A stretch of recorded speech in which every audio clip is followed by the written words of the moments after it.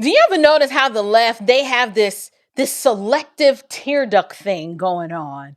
Like, for example, if there's an American teenager that gets murdered brutally by someone who shouldn't even be in this country, the left just goes silent. You don't see a hashtag, no floor speeches, no emotional TED Talks from the pro wokey woke blackity black congressional black caucus. You don't see any of that. But let a woman die while interfering with ICE during an immigration enforcement operation, and then suddenly, we've got a whole Broadway revival on the House floor featuring a former theater kid, Congresswoman Jasmine Look at Me, Fake It Till I Make It Crockett. You see her auditioning for the role of patron saint of sanctuary cities. Y'all, I'm here and I'm watching this, and I'm sitting here like, where were these tears for Da'Cara Thompson or Larisha Thompson? Now, I covered the brutal murder of both of these women, both Da'Cara Thompson and Larisha Thompson, on this channel. And I don't remember hearing a peep from the mophead muppet Jasmine Crockett. Like, she was really, really quiet. But I figured it out. You guys. This is a game. The fake social justice warriors of the melanated persuasion, they ignore the victims of actual lawlessness, but then they'll canonize the people who actually are the ones resisting law enforcement. Basically, you guys, I realized that in order to be a good Democrat, you basically have to do and believe the opposite of what is right and side and support everything else that is wrong. That's the strategy. Now, all of the crying and the heaving and just the theatrics of it all, y'all, that's just propaganda. These people are morally bankrupt, and they perform whether there is a ring light and a microphone in their face or not. They just on cue know what to do. And I'm telling you, I am so sick and tired of these lying evil jokers that at this point, I don't even know what to do. So let's go ahead and get into this. Grace and peace, you guys. Welcome back to Unshakable with April Chapman, where we discuss all things social, cultural, political, and theological from a biblical perspective. I am your host, April Chapman, and welcome to today's show. Now, previously on the show, like I said, I covered the tragic murder of Da'Cara Thompson out of Maryland. And Da'Cara Thompson was a 19-year-old from Prince George's County, Maryland, and she was reported missing.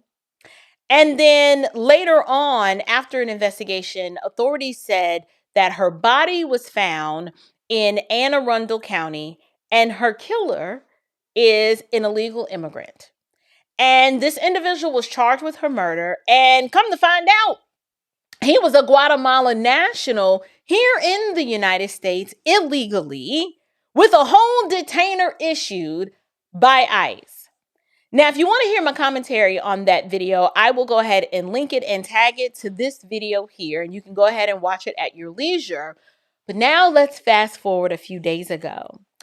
We've heard the stories being reported about Renee Good, and she is a 37-year-old who was killed in Minneapolis during a confrontation involving ICE. And we are seeing major political backlash and protests from this situation, and Minnesota officials, they're the ones that are disputing whether or not the murder of Ms. Good was justified in opposition to what the Department of Homeland Security and what ICE is saying. ICE is defending the agent's actions in light of the vehicle being used or weaponized in the officer's direction. And so I want to be clear. Listen, I'm not here to dance on anybody's grave. However, we do need to expose the hypocrisy here, because the left, they will treat one death like it was national scripture and then treat the other as if it was an inconvenient footnote. And so if you don't see how evil that is and how calculated and cunning it is to see this happen, I'm arguing that it's because you've just been trained to see morality through a party lens and not through the objective standard of God's word.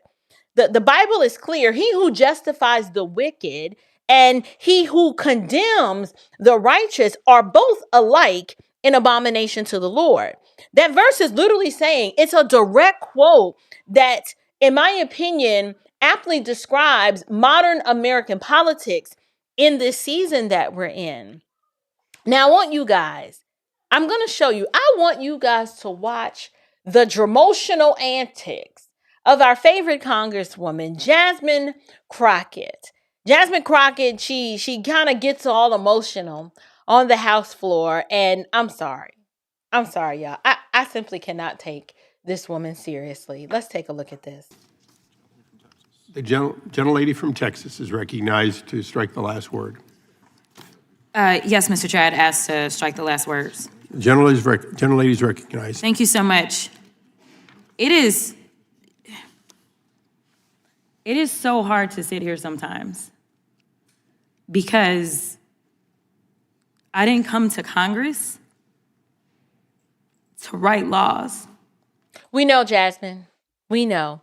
We know that you didn't come to Congress to actually write laws. We know that your time spent in Congress has been all about your social media profile, just, up in the ante on that. We know it has been all about the theatrics and the grandstanding, and even your current senator race isn't about you being a serious legislator.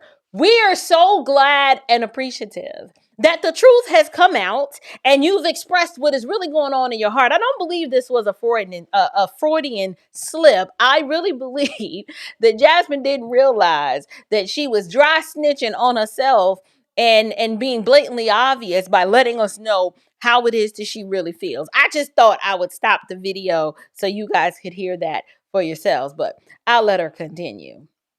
Or to do things that are hurting people. I'm just asking if there's any decency or heart or courage on that side of the aisle.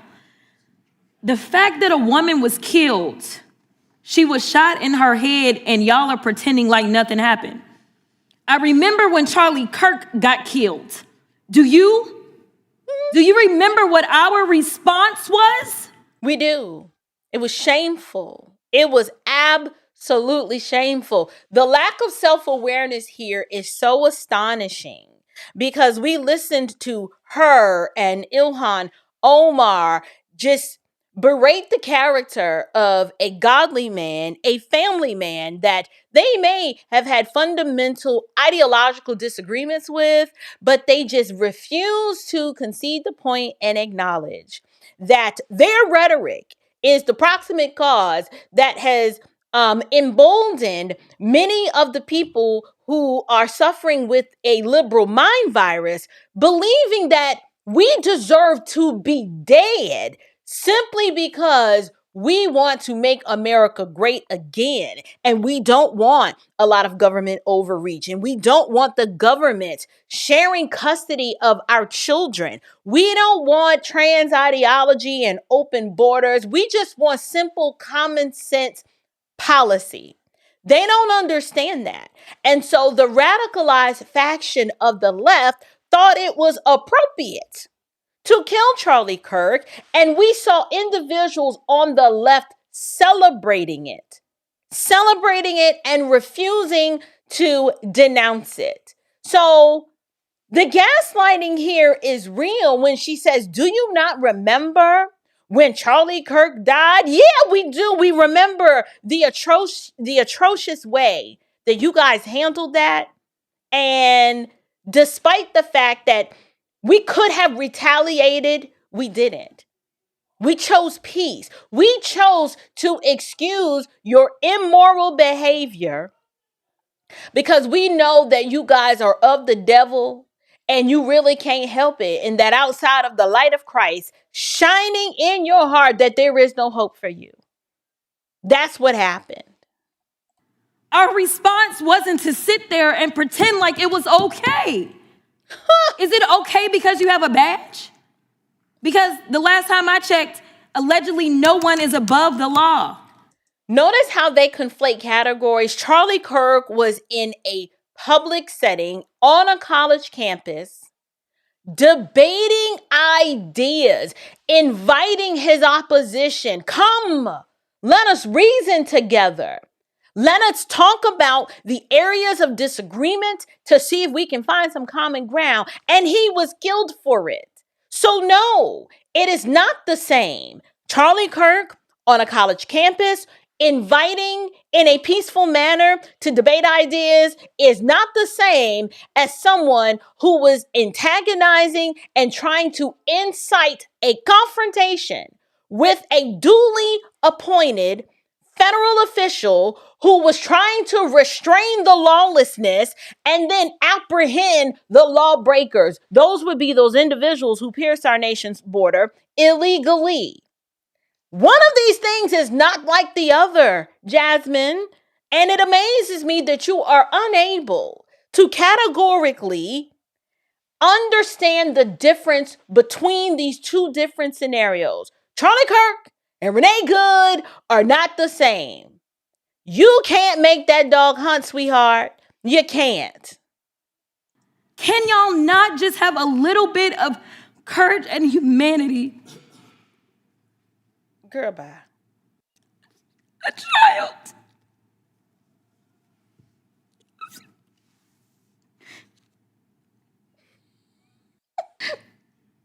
A child has lost her mom. And y'all want to pretend that it is okay. I am asking if there is anyone that will stand for the very people that elected us and sent us to Congress. Wait a minute. Wait a minute. That's what ICE was doing. ICE is standing for Americans who overwhelmingly voted and said, we want this border closed and we want you to deport the illegals. We're getting what we voted for. We do not want, overwhelmingly, the people have spoken and they have acknowledged that having illegal immigrants in this country is not working for us. We've seen not only the criminal element of the illegal immigrant, we've also seen the fraudulent element of the illegal immigrant. Both the violent crimes and the fraud is way more than the threshold that Americans are willing to tolerate. We've had it up to here. We're done with it. So to hear you here in a hearing saying, can we get some compassion from the other side? What about the compassion for Americans? You know, the taxpayers who pay your salary, whose pockets you've been siphoning money from ever since you got into office, not doing what the majority of the people have elected you to do, which is do what is right in the interest of Americans. But your interest lies in the illegal immigrants who doesn't have citizenship here. You want us to pull out the baby violin for them when they should be over there in their own country working to advance the things that are going to advance their agenda and make their own country better. That's what they should be doing. But instead, you want us to advocate for them. How backwards is this? Tell us things like, well, the immigrants are bad. No one is saying that. Category error. Once again, can somebody please help this brain dead mophead muppet understand that our argument is not that immigrants are bad. Let's qualify it, attorney. Aren't you a lawyer?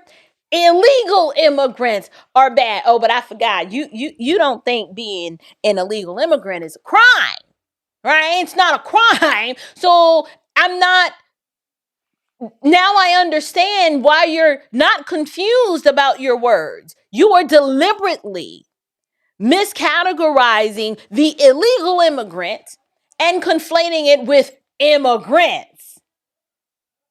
Listen, these leftists are so weaselly with their words. They weaponize language in a way to deceive you. Did you see how she did that? Did you see it? Incredible. So we got to get all these bills because the immigrants are the ones that are causing the harm. They're bringing the crime. Yes. The mayor of Minneapolis told y'all to get the fuck out. Oh, Father. Yeah, y'all are the ones. It is this administration that is bringing crime Mr. to Chair. their streets. No. That doesn't even make sense. How is this administration bringing crime to the streets when it's this administration that's trying to get the criminals off the street? We can't even get your leftist prosecutors to enforce the law that's already on the books. We simply want you to do what is lawful. You won't cooperate with ICE, and we get it. The reason why I'm so outraged is because the left cannot compete on merit or policies. They know that their policies are not in the best interests of Americans. They know that their policies are in the best interest of our enemies and people who are anti-American. And they know they don't have enough support and that their ideas are not popular. So they have to import this other class, these electoral serfs. They need a new class of slaves to offer free stuff to, and they know that's the only way that they can garner the support of these individuals. So they'll make speeches like this and say that we are saying that immigrants are bad. And then she'll say that it's this administration that's putting crime on the streets because she equates ICE enforcing immigration law as creating crime, not leftists who are obstructing justice. They're the ones causing crime. She doesn't see how burning up and looting and being a nuisance and using vehicles to obstruct traffic and to get in the way of ICE proceedings. She doesn't see all of the terroristic threats that these leftists are making toward federal officers. She doesn't see that as criminal activity. She sees they're seeking justice. This is the worldview of the melanated Marxists. These low IQ people cannot think in proper categories. They are agents of chaos, and they are one of the factions that are destroying this country from within. Y'all, we're being hijacked. This is a smokeless war that we are living in. We're living under a smokeless war right now, where members of our Congress, our legislation, are the ones that are effectively trying to tear down this country with their own hands. Just like the silly woman tries to tear down her house with her own hands, this is what is being done by the melanated Marxists. Mark my words. That's what's happening. It's the third incident where somebody has dropped an F-bomb in this committee, including the video. I'm sorry. Including the video that we had to watch Are earlier. your princess ears okay? Is it profanity? But you're princess more ears upset offended. about my Representative. words The than you committee- are about the fact that a woman Are you The House soft? of Representatives. The gentlelady Are we will sus- offended? You see these unhinged, emotional orangutans. This right here is an example of the female imbecile who cannot manage her misery. It's all she knows, so she has to show out. As usual, like I said, Democrats are always they will always tell on themselves if you just let them talk long enough. Did you hear what Jasmine said at the beginning of that clip? She literally said that she didn't come to Congress to make laws. We know. And she claimed that she didn't come there to harm people. Yet her policies have been absolutely harmful. And that is why I'm creating this video. Here's what you will notice. This woman can find plenty of emotion for a narrative that attacks ICE, but she will struggle to find even a sentence of clarity about the fact that illegal immigration has caused real victims harm, like Da'Cara Thompson. I mean, she's not the only one. The entire progressive machine, they all operate like this. If there's a story that helps them attack law enforcement, they will amplify it. If the story, though, exposes the cost of their border ideology, they'll bury it. they don't want to talk about it. Shh, you get this, you get the crickets. That's why the media, the beloved high priest of hypocrisy, they can run a 24/7 compassion campaign for one story while barely giving the other headline. And do you want to know why? Because Da'Cara Thompson is the kind of victim that breaks the script. You do realize, see, her death forces the question that the left hates, and that's this. Who benefits from chaos at the border? And why are Americans being told that we are supposed to accept this as normal? Now I'm going to say something very carefully. Jasmine Crockett's tears may be some real emotion for the uninitiated and naive. Like, you may see that and think that, she looked like she was really crying. Well, I don't buy it. But I can't sit back. I wasn't there. I didn't see any tears. To be fair, I can't read her heart. But what I can do is I can read her priorities, and I can examine the policies that she supports, and the priorities are loud and clear. Pro-narrative, pro-chaos, pro-theater, anti-accountability. And, scripture is very clear. And it warns us about this kind of performative virtue where it talks about, beware of practicing your righteousness before other people in order to be seen by them, right? She wants people to see that she's got this big old heart of compassion and empathy, and she just can't understand why you don't feel the same way. You guys, some folks don't serve truth. They're looking for applause and accolades. This was just a performance. Now, I want to talk about this pro-Black branding for a moment, because these politicians, they will swear that they are for the community, right? Power to the people. You'll see that. But they keep backing policies that create more victims, more instability, and more dependency. It's weird how that happens. I don't understand how you can be pro-Black, yet you are not pro-safe neighborhoods, because y'all are the ones that keep inciting the violence, right? How are you pro-Black? If you say that you're pro-Black, my estimation should be that you should be pro-borders, lawful borders. You should be pro-accountability, stable families. You should be team school choice, because a thriving school is the gateway to prosperity. You should be pro-work, not pro-welfare and pro-dependence. You should be pro-ownership and pro-personal responsibility. But no, all of the pro-wokety-woke blackety-blacks who claim to be so pro-Black are not that. But what do we get instead? We get pro-Black politicians who are really just pro-Democrat, and all they do is protect the party line, even if it means that their policies are harming Black Americans. Oh, they'll cry on cue for the cameras, but they won't confront the ideology that's producing the bodies. This is why I keep telling you, Democrats are masters looking for slaves, and Democrat voters are slaves looking for masters, because the entire system survives on managing your emotions while ignoring all of your trash outcomes. Now, I've covered the orangutan many times on this show before. The orangutan is this moniker that I assign, and I've defined it. And the reason why I bring this up is because I recently discovered a very interesting connection. I sat and I wondered, I said, when did it become popular for Black women in Congress to act this way?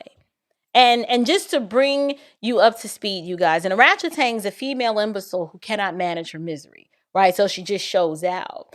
She lacks self-control. Her life is it's always full of chaos and drama. It's always something going on. And these women are actually the ones in their own way. But they will make life incredibly miserable for the people around them. And as I sat and I thought about, where did we start seeing this, right? Where did this behavior originate? I want to introduce you guys to Jasmine Crockett's predecessor. This is the OG, one of the original orangutans. Let me introduce you to this character right here. This right here is this is Cynthia McKinney. Long before there was a Jasmine Crockett, there was a Cynthia, crazy little communist McKinney. And Cynthia McKinney served in Congress. She was a Democrat. And unfortunately, she's from my state here in Georgia. And she was in office from 93 to 2003. And then again, she served between 2005 and 2007. Now, ultimately, she ended up leaving the Democratic Party and she joined the Green Party. And in fact, she was their 2008 presidential nominee. And y'all, let me tell you something, okay? I was a Democrat way back when Cynthia McKinney was in office. And even back then, okay, she got on my nerves. I mean, this woman was a whole headache. She was just a magnet for drama and controversy and just doing the most. And her most famous spectacle was back in 2006 when she was involved in this altercation with the Capitol Police. She punched a police officer and it became this national story. And so here's why I call it an archetype. I call it an archetype because Cynthia McKinney, she represents a kind of political persona that thrives on confrontation over competence. You know, just performance, but the policies are just trash. It's all about ideological provocation over any sort of measurable results. And you guys, just because Cynthia McKinney is no longer in office, that blueprint didn't die with her. No, it just got rebooted and remixed a little bit with better lighting and a bigger social media team. Because back then there was no social media back in 2003. So Jasmine Crockett, she is the modern version of that same energy, just the loud moral language and the high emotional display, all of the attention-seeking behavior, the cussing on the floor. All of this comes with minimal responsibility for the downstream damage of their bankrupt ideology. And I'm not saying that Jasmine and Cynthia McKinney are identical. No, but I am saying they do rhyme a little bit. They rhyme in that it's the same political spirit, agitation, and chaos dressed up as activism. And this is why I keep warning y'all that when people that you elect to office are addicted to outrage and chaos, it doesn't lead to flourishing for anybody. All you get is more dysfunction. Because human flourishing, it requires some basic fundamental things. You need order, you need truth, and you need justice. But these people, they don't care about the truth. They're of their father, the devil. The truth ain't in them. So they don't have the capacity to do that. But I'm going to wrap it up. As I close, Da'Cara Thompson, which is who this video was about, I wanted to shine light on her, and her name should be a household name, right along with Laken Riley and Jocelyn Nungary and Rachel Morin and Kayla Hamilton, Larisha Thomas and Camilla Williams. And it's not because we want to keep a tally so that we can worship tragedy, but it's because we refuse to lie about what's really happening in our country. And what's really happening in our country is that this element of illegal immigration has harmed Americans.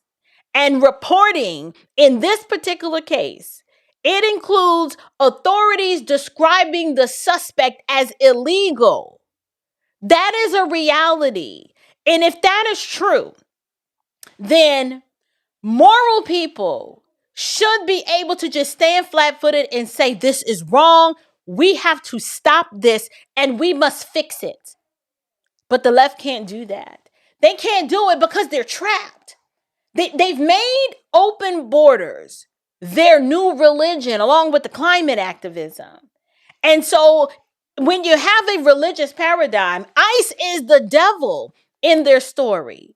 So when a person dies interfering with ICE, they'll rush out the candles, they'll kneel and cry at the coffin, the choir comes out, you're going to get a whole bunch of crocodile tears. But when an American teen is murdered by someone who should not be here, they go quiet. You get the crickets. You get the crickets because her story condemns their ideology and they don't like self-reflection. They're never wrong and they'll never admit that they have made a mistake and that they've gone too far left. And so I'm going to end with this. Listen, if your compassion is only activated when it serves your politics, you're not expressing compassion. You are just letting everybody know that all you care about is control. And truth be told, no one is impressed by those performative tears by Jasmine Crockett. We want truth. We want justice. And we want to live in a country that protects its people, starting with the most vulnerable. So if you agree, share this episode, hit like, subscribe, drop a comment. Let me know, do you believe the performance we saw from Jasmine Crockett was a performative theater, or is she really hurt? Is she really hurt and just was overcome with emotion and just couldn't constrain herself? Whatever it is that your opinion is, I want you to leave me a comment down in the box below. And until next time, you guys stand firm, stay bold, and above all else, stay unshakable. Grace and peace.